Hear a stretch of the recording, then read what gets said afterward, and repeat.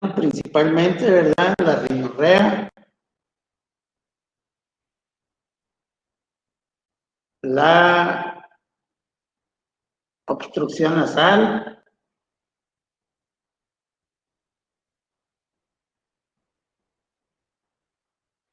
el dolor nasosinusal,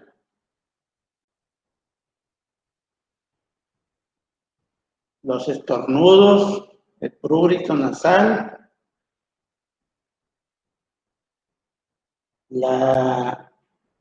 el dolor facial, ¿verdad? O la epistaxis también, ¿verdad?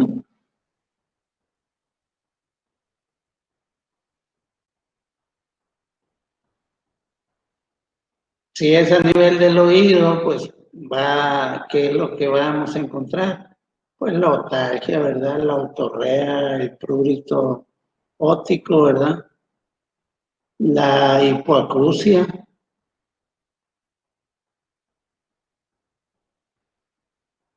y dependiendo cuál sea el sitio afectado del oído, ¿verdad? Pues hasta crisis de vértigos también.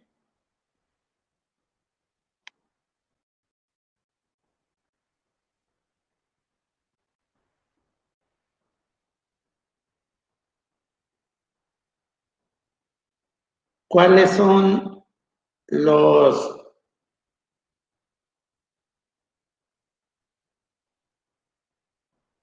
las pruebas y los procedimientos, ¿verdad?, más usados en otorrinolaringología para el diagnóstico de las principales patologías otorrinolaringológicas? ¿Alguien se sabe alguna prueba?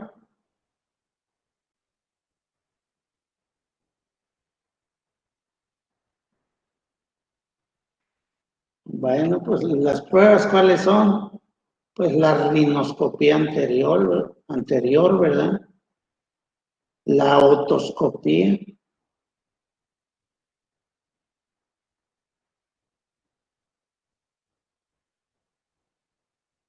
la endoscopía nasal,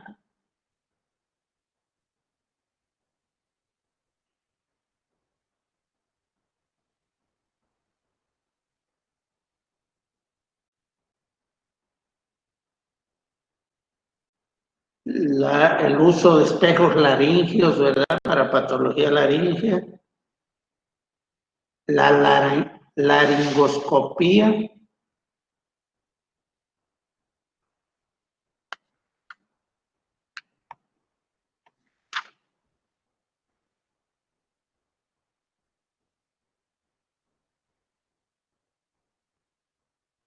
y pueden ser útiles también estudios, ¿verdad?, auxiliares como los rayos X, rayos X, la radiografía simple, el TAC, la resonancia magnética, ¿verdad? Los estudios de audición como las audiometrías, las impedanciometrías, ¿verdad?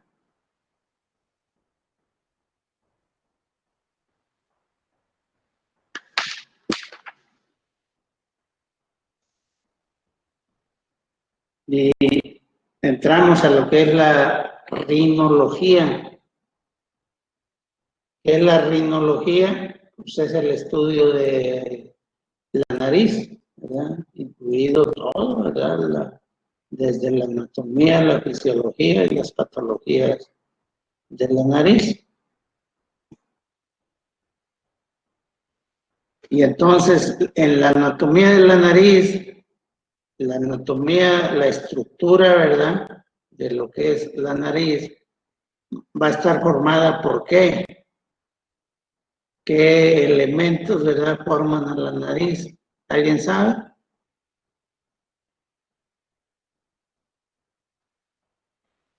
Es el tabique nasal, Sí. los dos orificios nasales,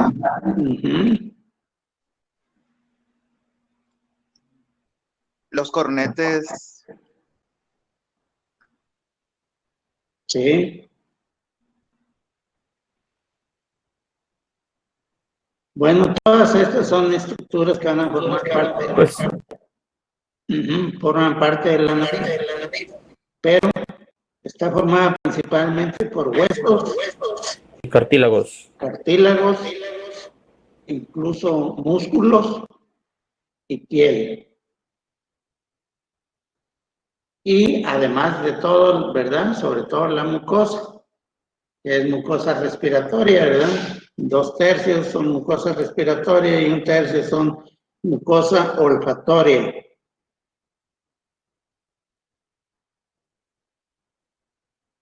Ahora, ¿cuáles son los huesos que van a formar la nariz? O sea, la estructura ósea de la nariz va a estar formada ¿por qué huesos?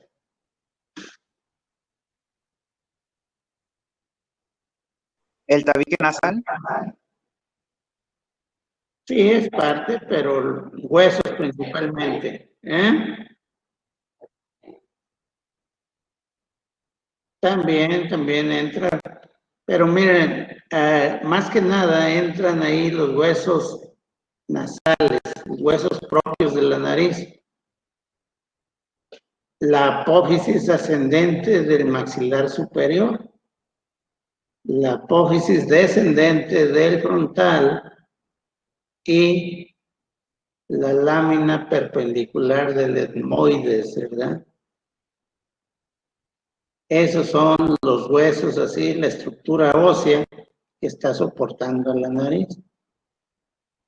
Entonces, pues apréndensela nada más, o sea, que sepan, ¿verdad? Que es el etmoides, el frontal, el maxilar y los huesos nasales.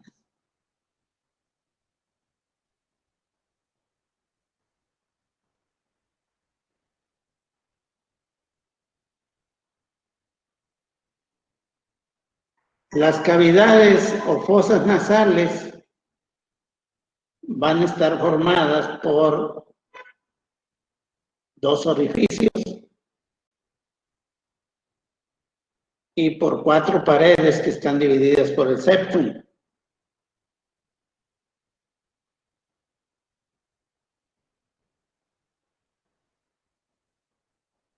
Los orificios anteriores de la nariz se llaman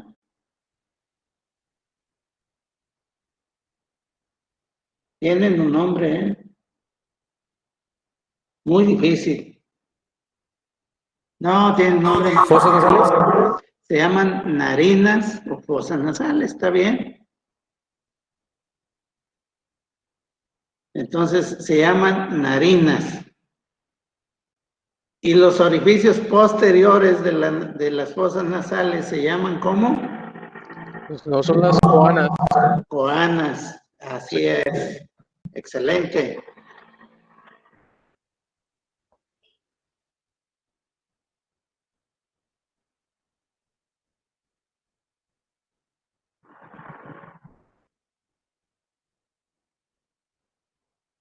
En la nariz interna, cuando hablamos del complejo o seno osteomiatal, nos referimos a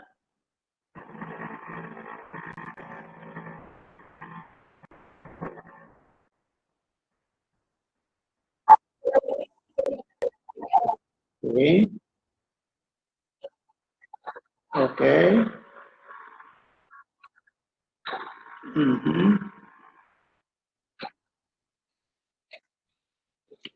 Excelente, o sea, son los sitios, ¿verdad?, donde van a finalmente a drenar la mayoría de los senos paranasales.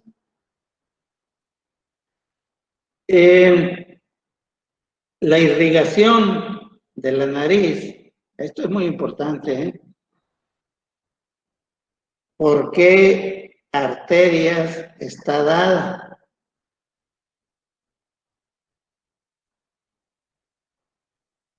No quiero toda la anatomía, sino que me diga cuáles son principalmente las que van a las arterias, ¿verdad?, que van a irrigar la nariz.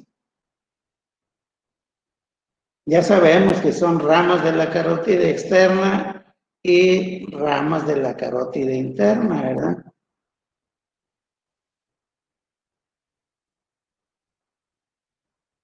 Es la esfenopalatina Esfenopalatina, sí. y las nasales. Sí, sí, sí. También, la pero coronal posterior y anterior, ¿no? son, así es. Incluso ramas de la maxilar interna y ramas de la facial, ¿verdad?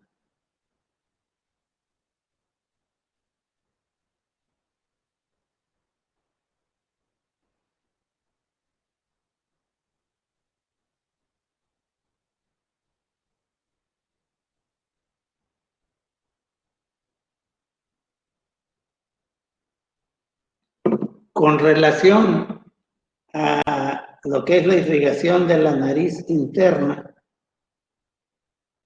vamos a hablar, ¿verdad?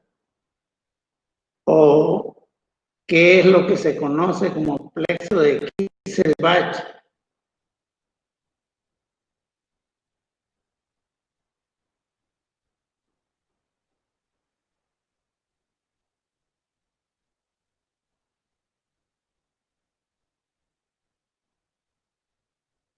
¿Alguien sabe a qué nos referimos con plexo de Kisselbach? No me acuerdo muy bien, pero era una anastomosis de varias arterias. De No, varias no me acuerdo cuáles arterias son. que van a irrigar el septum de la nariz, ¿verdad? Sí. Bueno, pues hay que revisar cuáles son, ¿verdad? La esfenopalatina, las etmoidales anteriores y posteriores, la labial superior y algunas ramas de la arteria facial, ¿verdad?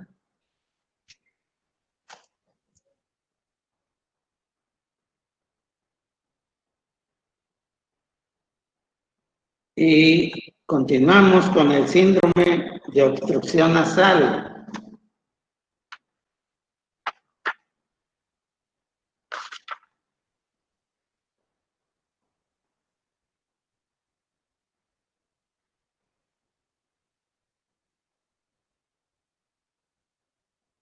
De acuerdo a la forma de su presentación, este síndrome tiene causas que son congénitas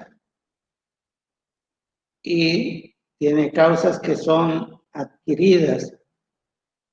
Dentro de las causas congénitas, ¿cuáles serían? Desviación del tabique. ¿Qué otra?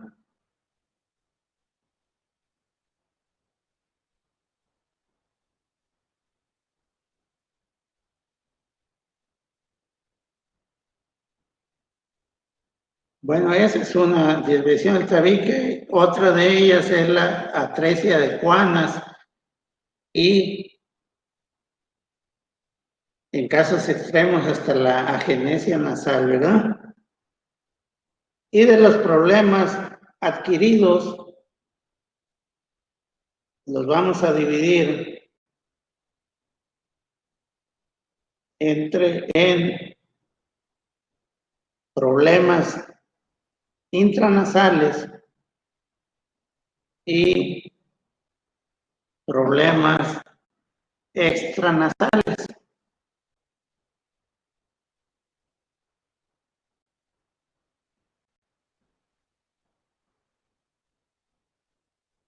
Dentro de los problemas intranasales,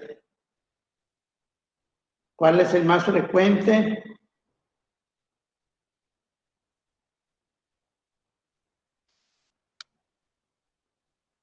¿Alguien sabe? Los defectos del tabique nasal.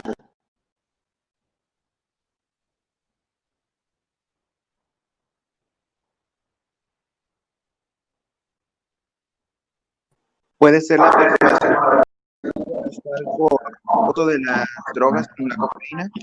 Sí, todo lo que afecte, ¿verdad?, al tabique nasal. Puede ser una causa, ¿verdad?, de obstrucción nasal. Como tumores, pólipos y todo eso, doctor. Así es. Excelente, muy bien.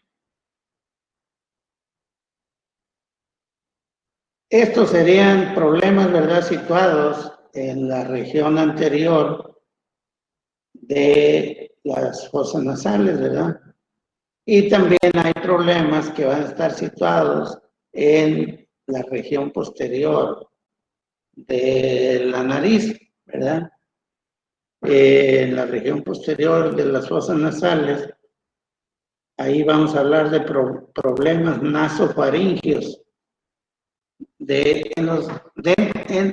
Dentro de la patología nasofaringea hay una que es muy importante y muy frecuente, ¿verdad? Sobre todo en los niños.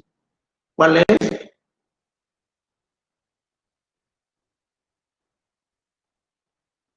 Pero ¿cómo fue la pregunta, doctor?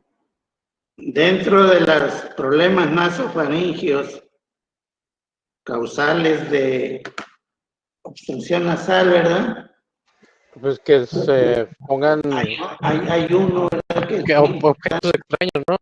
Objetos extraños. No, No, la introducción de objetos extraños es acá, no es para muy adentro. esto es posterior. Acuérdense que en la nasofaringe hay un órgano, ¿verdad? Hay un órgano muy importante ahí que sirve como defensa. ¿Cuál es? Las cuanas, Los adenoides. Ah, de nuevo.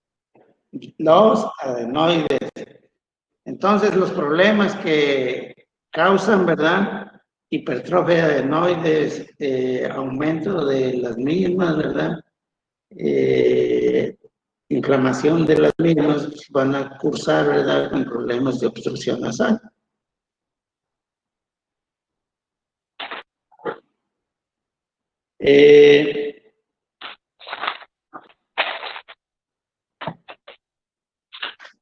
Y dentro de estas causas también hay causas que son extranasales, es decir, causas que están fuera de la nariz o su origen, ¿verdad?, está fuera de la nariz. ¿Cuáles van a ser estas? ¿Cuál es lo más frecuente, verdad?, que puede ocurrir como consecuencia o que puede traer como consecuencia de obstrucción nasal? La que dijeron ahorita como introducción de objetos extraños. Pueden ser los cuerpos extraños, pueden ser los eventos traumáticos en la nariz, ¿verdad?, como las fracturas nasales, las fracturas del tabique, ¿verdad?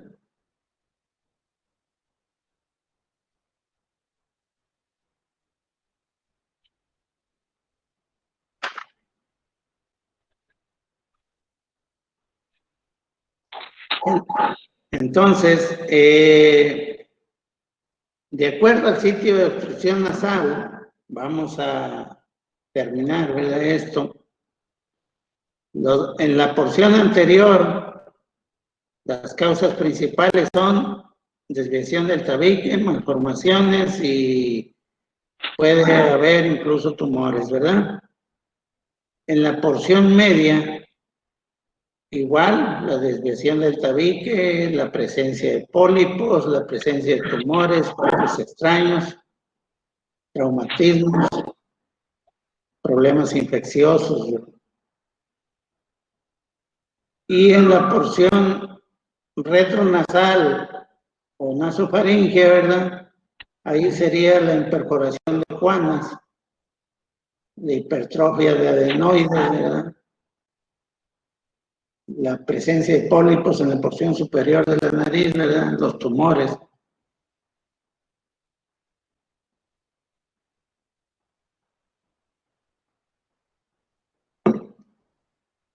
El síndrome de obstrucción nasal va a traer alteraciones funcionales. O sea, ¿cuáles son las funciones de la nariz ahora? ¿Alguien la sabe? Primero debe hacer protección, humedecer el aire que va a entrar hacia los pulmones y tratar de, con los vellos, de vellos públicos, ¿no? Con los, ¿cómo se llama? No, se me fue el nombre. Ándese. Esos meros. Se me fue con esos de que no entre tanto polvo, tanto algunas partículas que puedan llegar a entrar a los pulmones. Ok. Sí. Perdón por la... Y alteraciones también del olfato, ¿eh?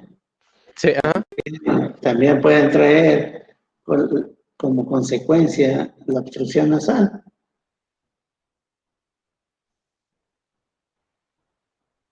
Y predisponen también esta obstrucción nasal a generar procesos inflamatorios en los senos paranasales, ¿verdad?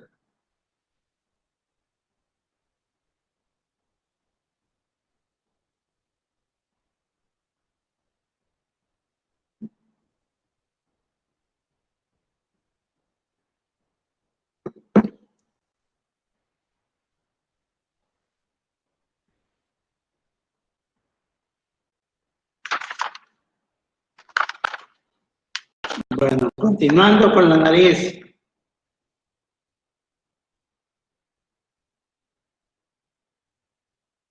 Los traumatismos nasales son de las más frecuentes alteraciones, ¿verdad?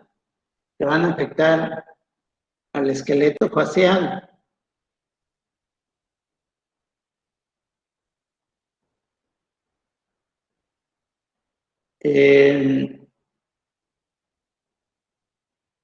¿Cuál sería clínicamente la consecuencia de estos traumatismos nasales?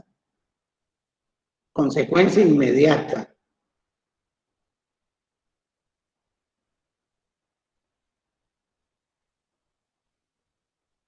Pues la obstrucción de la nariz. La obstrucción de la nariz, la epistaxis, Tic-tac. los hematomas del septum, ¿verdad?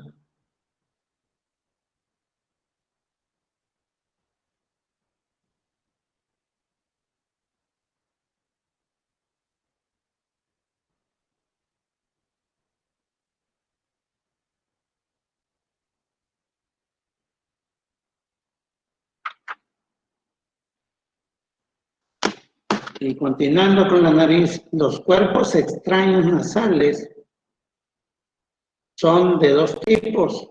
¿Cuáles son? Estos tipos de cuerpos extraños nasales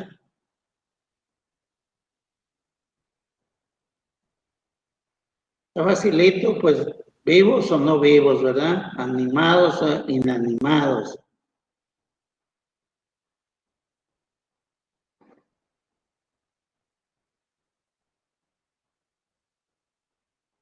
¿Qué es lo que provocan principalmente los cuerpos extraños nasales?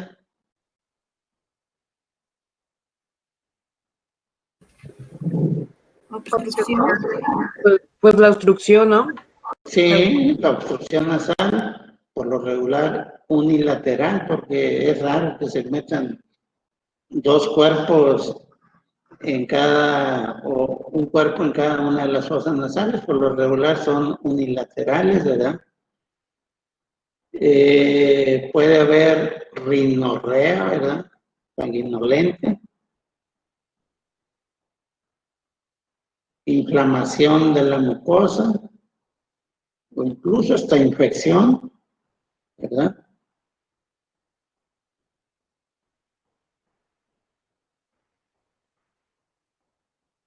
Para realizar el diagnóstico de estos cuerpos extraños nasales, nos vamos a valer principalmente de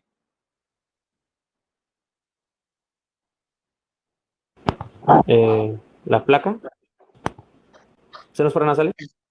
Principalmente nos vamos a valer más que nada de la rinoscopía anterior, o O sea, la observación, ¿verdad? Con el rinoscopio.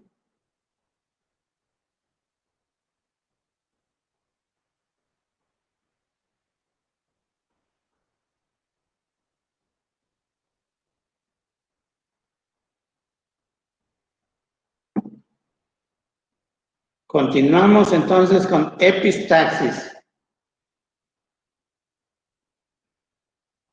¿Qué es la epistaxis? Sangrado de la nariz.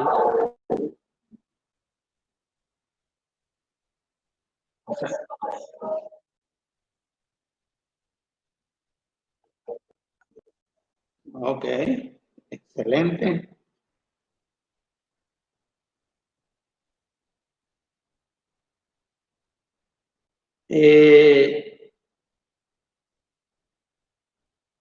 Con mayor frecuencia se da ¿en qué edades? ¿O en qué etapas de la vida? En la La niñez, niñez y la juventud, ¿no? En la Ujú. niñez, porque por lo regular se da cuando se pican en la nariz los niños. Ok, o sea, niños y adultos, ¿verdad? También pueden tener epistaxis. El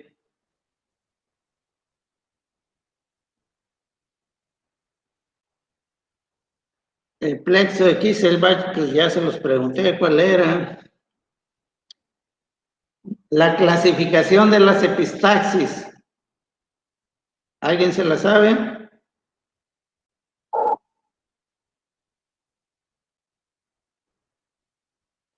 Bueno, se clasifican en anteriores, posteriores y superiores.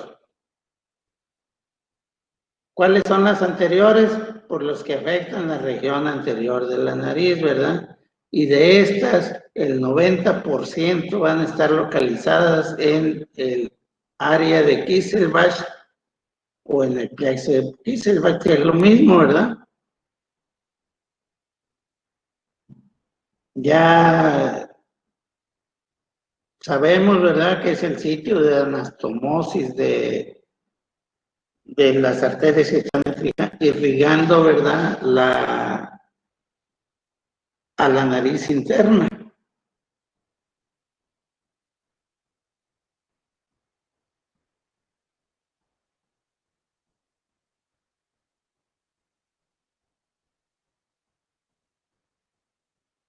Las epistaxis anteriores se dan sobre todo, ¿verdad?, en niños y como consecuencia muchas veces de lesiones de la mucosa, ¿verdad? Y en otras ocasiones por traumatismos, ¿verdad? Y las epistaxis posteriores tienen relación con mayor frecuencia con quién o con quiénes.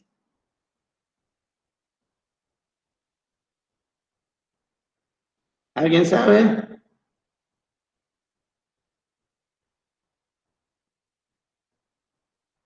Bueno, se presentan con mayor frecuencia en personas adultas, ¿verdad? Y adultos mayores con problemas de arteriosclerosis o con problemas de hipertensión arterial.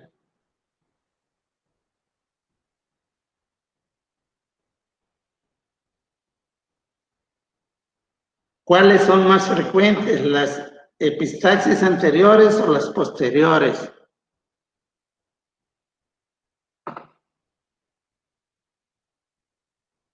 ¿Quién sabe? Anteriores. Anteriores, perfecto. Los anteriores.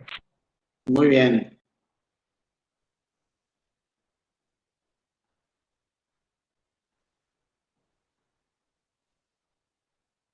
Con respecto al tratamiento de las epistaxis, el tratamiento inmediato de las epistaxis anteriores va a incluir, o sea, ¿qué es lo que hay que hacer ante una epistaxis anterior? Para la hemorragia, ¿Sí? ¿Cómo la Una vamos a parar? cauterización. Con cauterización, ¿con qué más?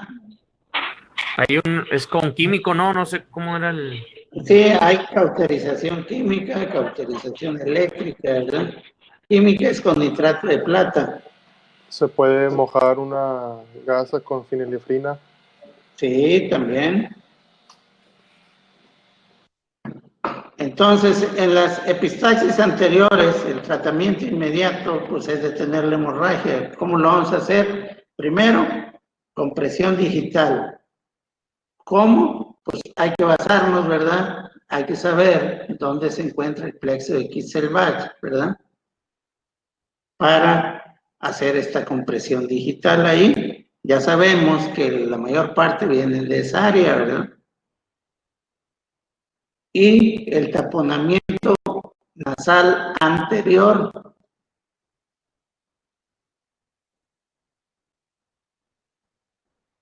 Y en caso de ser visible el lugar donde está sangrando, pues la cauterización, ¿verdad? Si tenemos a la mano todo. Y el tratamiento inmediato, pues va a ser la búsqueda de la causa, ¿verdad? Establecer qué fue lo que pasó. Si solo es un rascado, si fue alguna otra cosa. Y en los adultos, ¿verdad? Sobre todo investigar la presencia, ¿verdad? De la presión arterial descontrolada. Y ya sabemos que la mayor parte de estos adultos, cuando presenten epistaxis por lo regular, es una epistaxis de tipo posterior.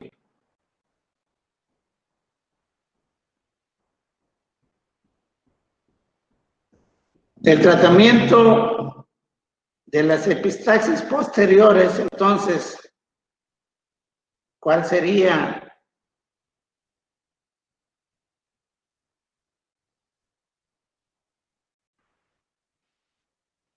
Bueno, el tratamiento sería el taponamiento nasal posterior, ¿verdad? Taponamiento posterior. El control de la tensión arterial, ¿verdad?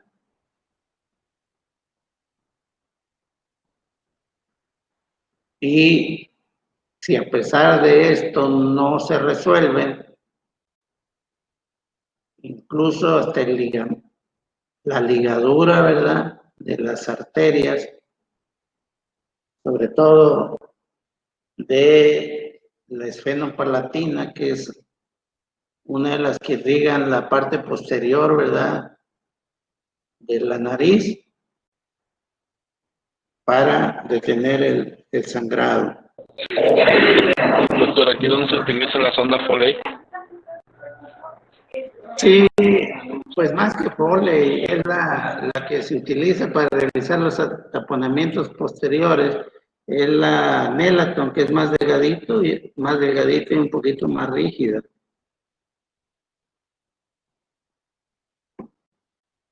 Pero sí, se puede usar una sonda Foley también. El taponamiento, ese es, en el caso de las Foley, ¿verdad? El taponamiento con balón, ¿verdad? O sea, se infla el baloncillo y se tracciona.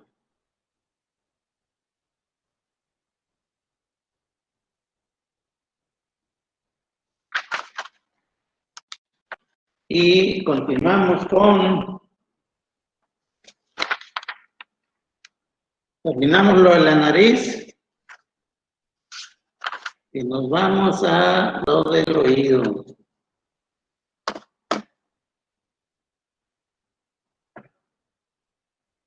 Anatomía del oído. De acuerdo a su estructura, de acuerdo a su fisiología, ¿verdad? El oído lo vamos a dividir en 3 partes. Oído externo, oído medio y oído interno. El oído externo, ¿cuáles son las estructuras que conforman el oído externo o los elementos anatómicos, ¿cuáles son?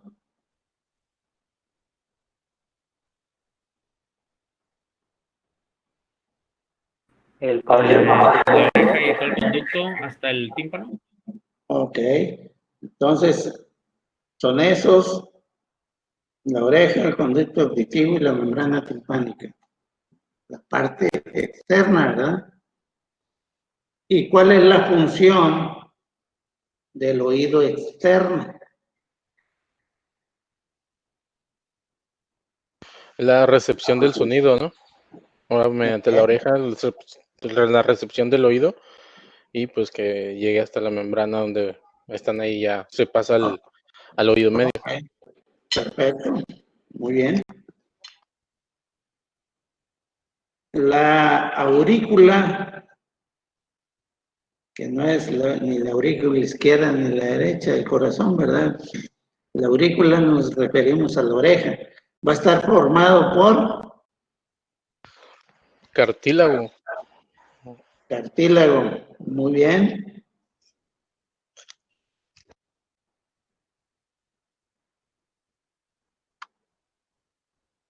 Y el conducto auditivo externo va a estar formado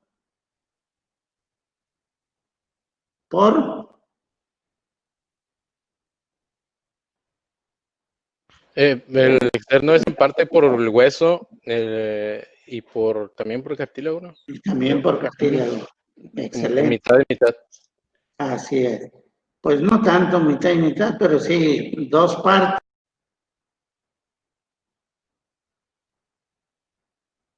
Y la membrana timpánica.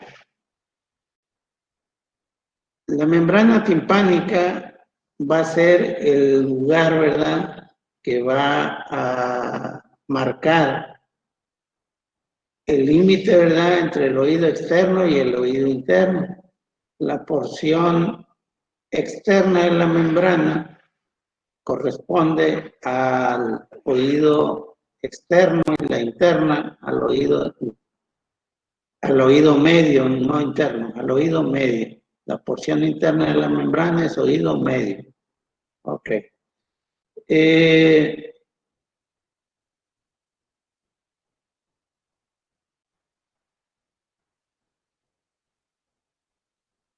¿Tiene un diámetro de cuánto la membrana timpánica? Aproximadamente.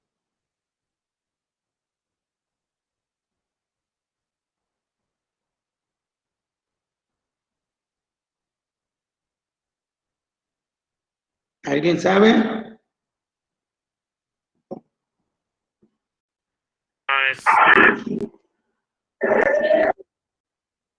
¿Quién da más?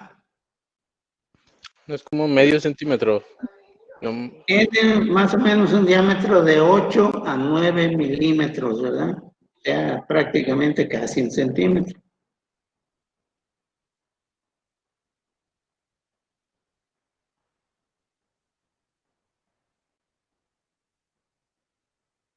De 8 a 9, dijo, ¿verdad, doctor? 8 a 9 milímetros. Y tiene una característica que en el niño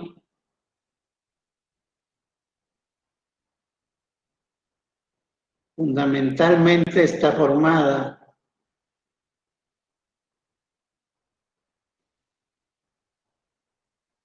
por una porción membranosa.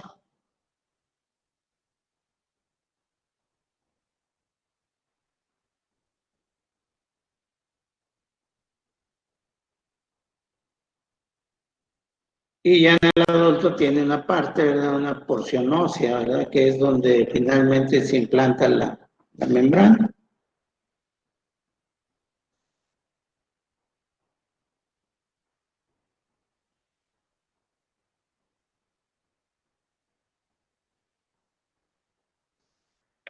Bueno, sabiendo ya lo que son las estructuras, ¿verdad?, que van a conformar el oído externo, ya sabemos que es la oreja, que es el conducto auditivo y que es la la membrana timpánica, que es el límite, ¿verdad?, que marca entre el oído externo y oído medio.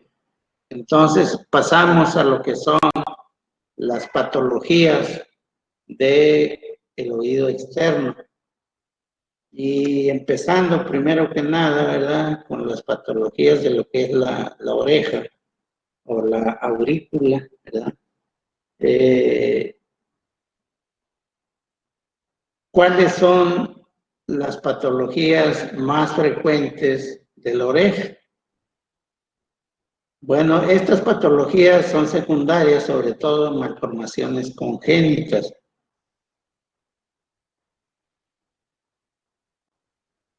Y estas tienen que ver con el tamaño de la oreja o con la ausencia de la misma, ¿verdad?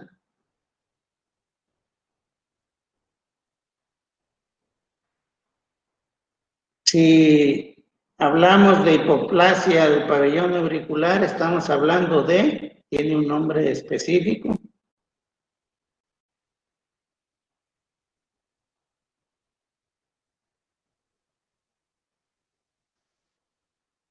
Bueno, se llama microtia.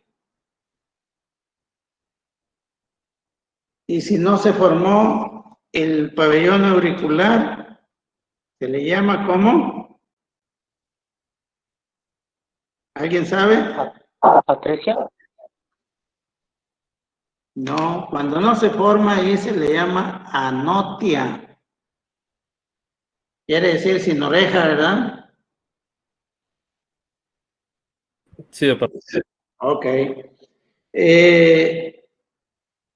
Pero las malformaciones más frecuentes a nivel del pabellón auricular tienen que ver con los apéndices auriculares. Es tejido redundante, ¿verdad?, en la formación de la oreja. No se ven las orejas así como 2 o 3 orejas a la vez, ¿verdad? Sino apéndices, nada más. Y también, muy importantes son las fístulas y los quistes preauriculares, que representan, o cuál es el origen de estas fístulas y quistes preauriculares. ¿Alguien sabe?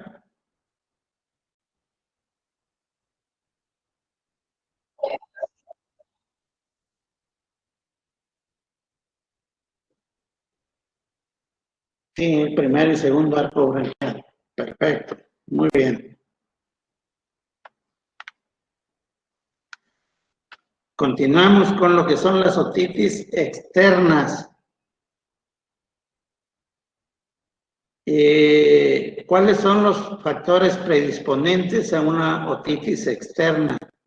¿Alguien que me diga 2 factores? Puede ser cuerpo extraño o el cerumen, cuando lo tapa, una impactación o... Ok, muy bien. ¿Cuáles son los síntomas y signos principales en las otitis externas? Pues una puede ser pérdida de la audición, puede Sí. ser vértigo. Antes que eso, ¿qué es de lo que más se quejan? ¿Qué? Puede haber prurito, pero de lo que más se quejan es de Dolor. dolor, ¿verdad? Que se llama otalgia. Puede haber otorrea también, ¿verdad? Salida de líquido a través del oído. Puede haber dolor a la presión en las estructuras del oído, ¿verdad? Hay un signo ahí que se llama signo del trago. ¿En qué consiste? ¿En tragarse algo?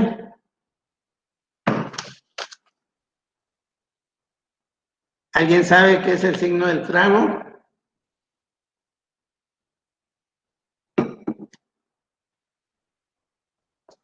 Es el malestar, ¿no? El pasar algo. No. El signo del trago, ¿verdad? Sí, se refiere a un malestar, ¿verdad? Más que nada a que los pacientes sienten dolor al presionar o traccionar, ¿verdad? Presionar es a la palpación, ¿verdad? Y traccionar es jalar la estructura de la oreja que se llama trago, que está en la parte más anterior, ¿verdad? En donde inicia lo que es la concha auricular. Eso ya saben, pero más o menos para que sepan de qué se trata el signo, ¿verdad? Para que no piensen que es otra cosa. De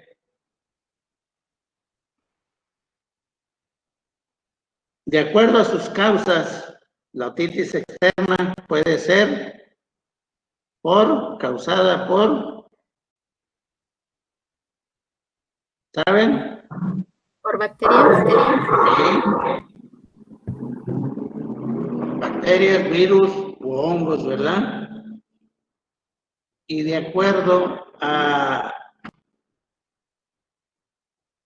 esta etiología, pues van a ser algunos de los síntomas y signos, ¿verdad?, propios de la otitis. O van a predominar algunos de estos, ¿verdad? Por ejemplo, en la otitis por virus, pues va a haber presencia seguramente ahí de áreas, ¿verdad?, donde haya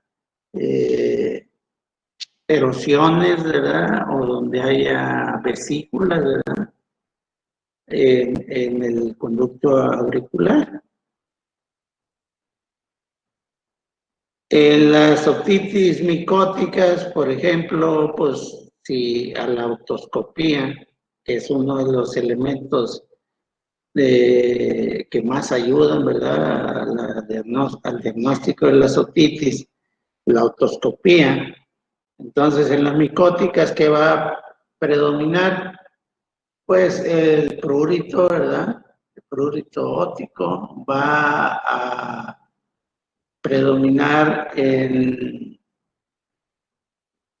a la observación, ¿verdad? La presencia de hifas, ¿verdad? Se ve ahí un fondo blanquecino a los lados de la membrana timpánica, ¿verdad? A la otoscopía. No se ve a simple vista, ¿verdad? Se requiere el otoscopio, ¿verdad?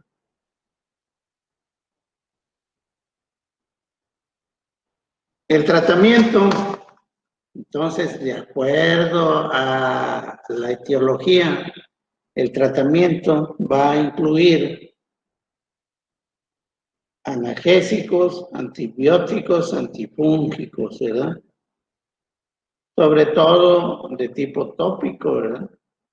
¿Cuál es la diferencia entre usar algo tópico y algo sistémico, ¿verdad?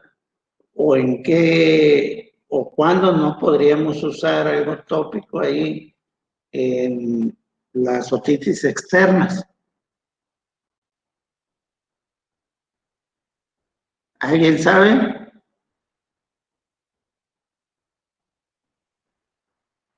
Bueno, va. A ver, así adelante.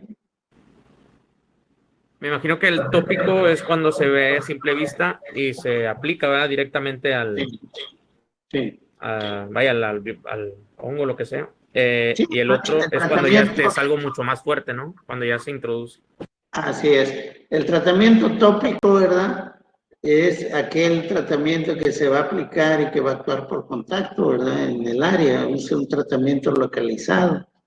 El tratamiento sistémico es el que vamos a tomar algo, ¿verdad? O inyectarnos algo para que llegue hasta ese lugar. Pero la diferencia entre usar uno u otro va a depender de la integridad de la membrana timpánica. Si la membrana timpánica tiene alteraciones como perforación, pues no vamos a usar el tratamiento tópico como serían las gotas, ¿verdad?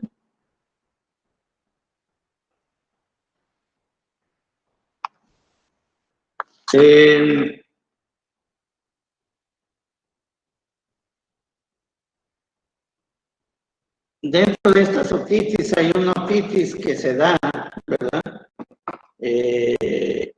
Sobre todo en pacientes con comorbilidades, ¿verdad? Como diabetes mellitus o inmunodepresión, y que originan un tipo de otitis que se llama otitis externa maligna, ¿verdad? Que está causada principalmente por ¿qué germen?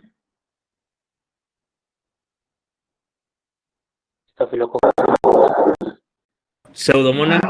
Pseudomonas aeruginosa, así es, ¿verdad? El estafilococo aureus puede estar presente en cualquier otitis externa, ¿verdad? Pero la otitis externa maligna, ¿verdad? Es sugestiva, ¿verdad? De Pseudomonas aeruginosa.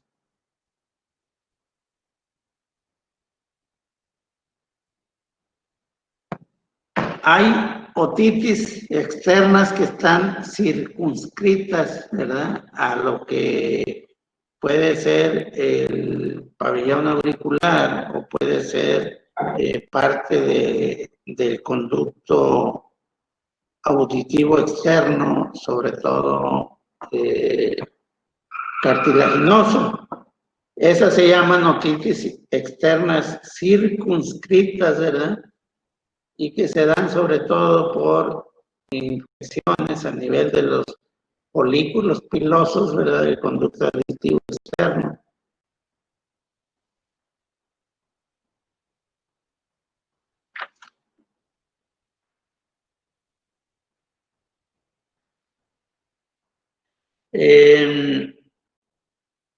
Continuamos entonces con cuerpos extraños ópticos. ¿Qué hay en el oído, verdad? Es todo aquello ajeno al oído que se introduzca al conducto auditivo. Pueden ser objetos, juguetes, insectos, todo aquello que son cuerpos extraños del oído. ¿Por qué? Pues porque no son de ahí, ¿verdad? ¿Cuál es el manejo? El manejo principalmente se da mediante lavado óptico, aunque pueden usarse también instrumentos para extraerlos, ¿verdad? Y el tratamiento pues consiste precisamente en eso, en la extracción del cuerpo extraño. Por último, vamos a terminar con la otitis media. Hasta aquí va a llegar el examen, hasta las otitis medias nada más. ¿Qué son las otitis medias? Pues son todas aquellas patologías que van a involucrar el oído medio, ¿verdad?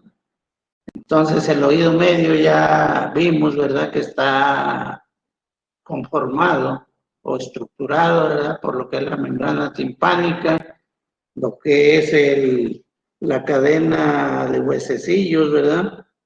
El yunque, el martillo y el estribo, y todo lo que es la cavidad timpánica, ¿verdad?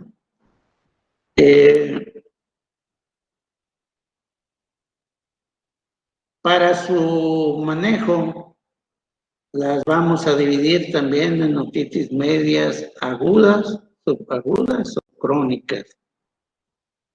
Las agudas son todas aquellas que tienen una duración de menos de 3 semanas, las subagudas entre 3 y 12 semanas, y las crónicas más de 12 semanas, ¿verdad?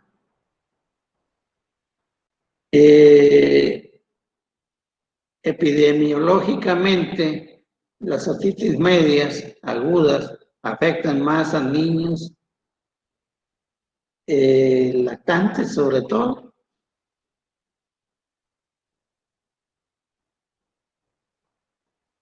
La causa más frecuente en los niños, en los lactantes, ¿verdad? es viral, pero tiene que ver también con la disfunción de la trompa de Eustaquio, ¿verdad?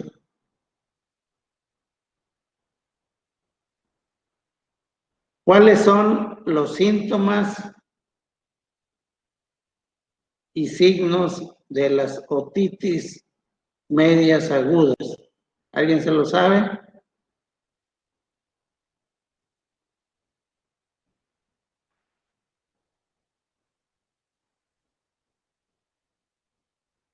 Bueno, los síntomas son otalgia, fiebre, irritabilidad. Y los signos son otorrea, cuando hay perforación timpánica, ¿verdad? Hay salida. Hiperemia, abombamiento, ¿verdad?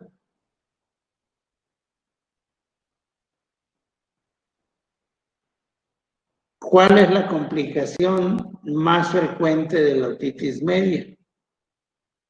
Aguda. Perforación de la La perforación de la membrana timpánica. Y dentro de las complicaciones ya más graves de la otitis media aguda, ¿cuáles serían? ¿O cuál es la que sigue, verdad, de las complicaciones? ¿Cuál es lo que sigue después de la perforación de la membrana timpánica? Si no damos un tratamiento, puede evolucionar a una complicación más grave. pérdida del oído. Puede perder el oído, sí, pero antes de eso, pues va a tener primero un problema infeccioso en lo que es el hueso, ¿verdad? Que alberga la cavidad timpánica, ¿verdad? Que se llama una mastoiditis. Puede tener problemas a nivel del oído interno, ¿verdad? Posteriormente pasarse eso al oído interno. Puede tener problemas a nivel intracraneal, ¿verdad? Como una meningitis o hasta un absceso cerebral, ¿verdad?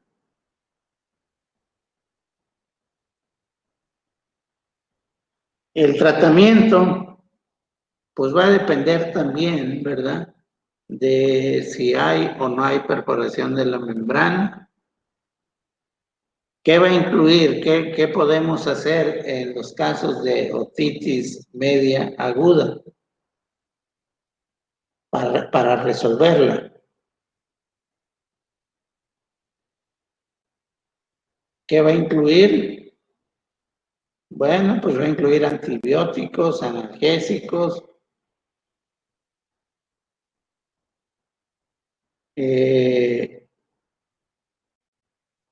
si no hay una evolución terapéutica buena, ¿verdad? Después de 48 horas, se puede hacer incluso una tímpanocentesis o miringotomía, ¿verdad? Que es, pues no es otra cosa más que abrirle una ventana, ¿verdad? A la membrana timpánica para que pueda drenar lo que tenga ahí, ¿verdad? Eso es cuando le ponen como unos popotitos, doctor. Se pueden, ahí vamos, a los popotitos, ahí vamos ahorita, todavía no llegamos ahí. Ahorita más que nada el tratamiento ahí, en una otitis media aguda, que sabemos que tiene menos de 3 semanas, ¿verdad? Por algo le pusimos que es aguda. Entonces, el tratamiento, si iniciamos con tratamiento antibiótico y analgésicos, antiinflamatorios, descongestionantes, ¿verdad? Todo nos va a ayudar. El tratamiento se da aproximadamente por 7 a 10 días y lo que usamos más son la amoxicilina, ¿verdad? Y después de 48 horas no hay una buena respuesta, se puede proceder a hacer la tímpanocentesis o miringotomía, ¿verdad? Que es abrirle nada más, se abre la membrana timpánica, se deja que salga todo, se sigue el tratamiento, a veces hasta se puede seguir hasta por 21 días, ¿verdad? Y esa membrana vuelve a la normalidad, o sea, se vuelve a cerrar, no hay ningún problema, ¿verdad? Eso es cuando es aguda. Cuando pasa a otro estadio, que es la subaguda, ya más de 3 semanas, ¿verdad? Entonces, puede haber otro tipo de, además de este tratamiento, ahí sí se puede poner cánulas de ventilación, que son esos tubitos o popotitos que tú dices, ¿verdad?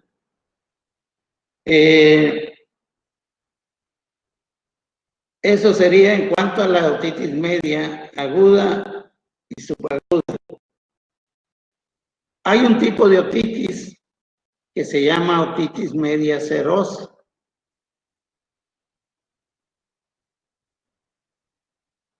En donde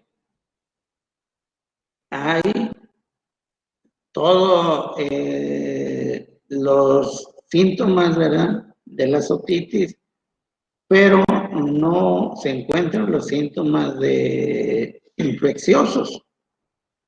O sea, no hay ni síntomas ni signos clínicos de infección. Ahí predominan más que nada los síntomas obstructivos ahí del conducto, ¿verdad? Del conducto y de la presencia de líquido, ¿verdad?, en el oído medio. Entonces es la sensación de oído tapado, el tinnitus, el retumbo de la voz, pero no hay signos clínicos de infección como la fiebre, la otalgia, ¿verdad? ¿Cuál es el tratamiento en estos casos? Como por lo regular, la causa de esta otitis media serosa es la obstrucción de la conexión nasofaringea, ¿verdad?, que es el conducto nasofaringeo, que es la trompa de Eustaquio. Entonces, este proceso obstructivo hace que se esté llenando constantemente esta cavidad de líquido, ¿verdad? Y entonces el tratamiento va a incluir sobre todo la miringotomía, o sea, se le hace la ventana al tímpano, pero se le ponen las cánulas de ventilación de esas que hablamos, ¿verdad? Con el fin de hacer que esto se resuelva, ¿verdad? No está causando realmente un proceso infeccioso, pero puede causar un proceso infeccioso, otitis media serosa, ¿verdad? Entonces hay que tratar, ¿verdad?, si la causa es una infección respiratoria maltratada, ¿verdad?, una sinusitis o problemas de tipo alérgica o anomalías anatómicas, pues hay que resolverlas, ¿verdad?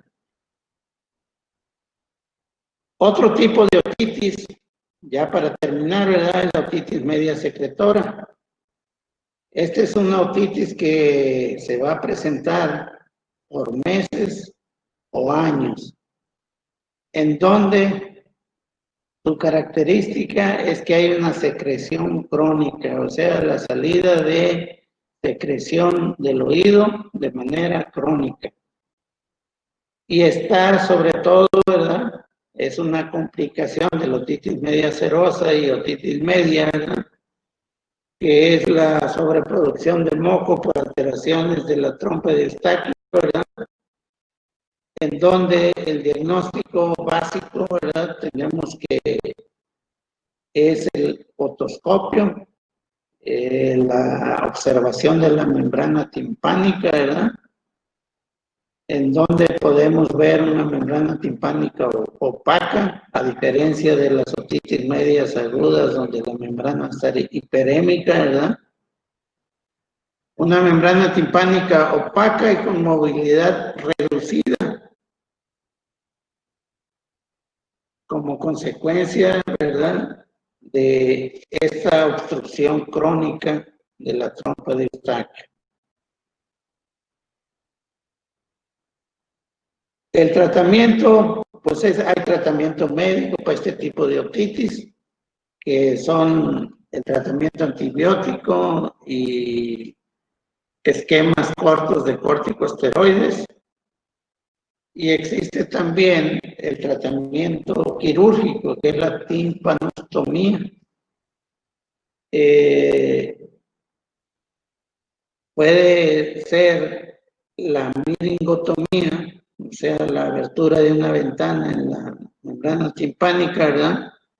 La timpanocentesis, o sea, extraer todo el líquido, ¿verdad? Para evitar, ¿verdad?, que pueda finalmente hacerse una otitis media secretora o resolver esta otitis media secretora.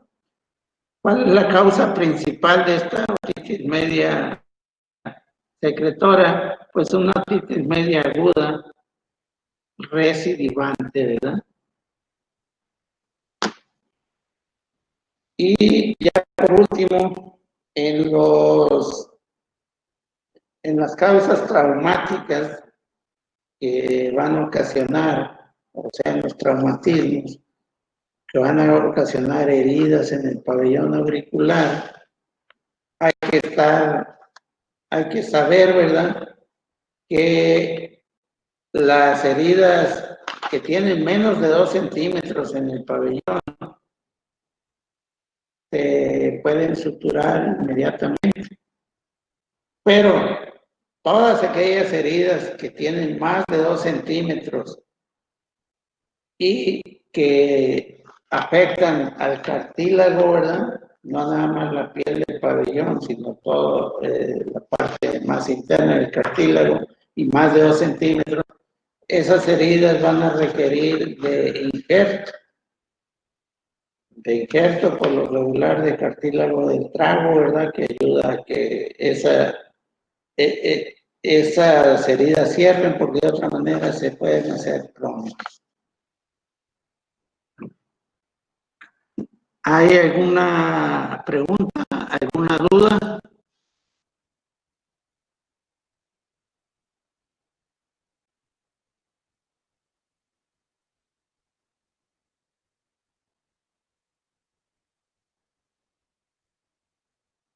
Bueno, pues si no hay nada, por ejemplo, les voy a decir una pregunta que podría venir, ¿verdad? ¿Qué es el ciclo nasal? ¿Cuáles son los síntomas de la rinitis?